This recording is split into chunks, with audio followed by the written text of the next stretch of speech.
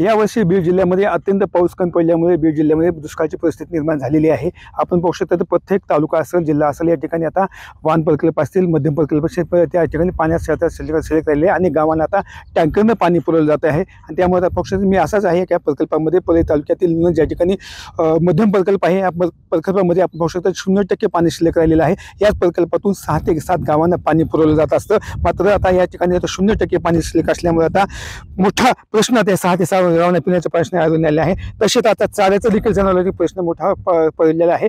आणि या ठिकाणी पाहू शकता प्रत्येक अनेक गावांमध्ये आता टँकरनं पाणी पुरवलं जातं, पण आता हे टँकरनं पाणी सुटलं तर कुठून पाणी द्यायचं, आता काय येतं, आता शेतकरी आता मोठ्या संकटात आलेला आहे। आणि आता तात्काळ सरकारने या ठिकाणी काहीतरी ठोक योजना करावी आणि शेतकऱ्यांना पाण्याचा प्रश्न हे सोडवा अशी मागणी आता शेतकरी करत आहेत। कॅमेरा पर्सन विकास वाघमारेसह मी संभाजी मुंडे, TV9 मराठी, परळी, बीड।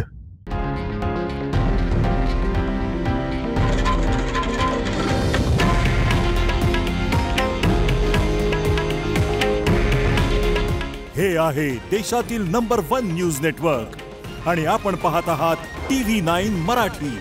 काळजी तुमची, हित महाराष्ट्राचं।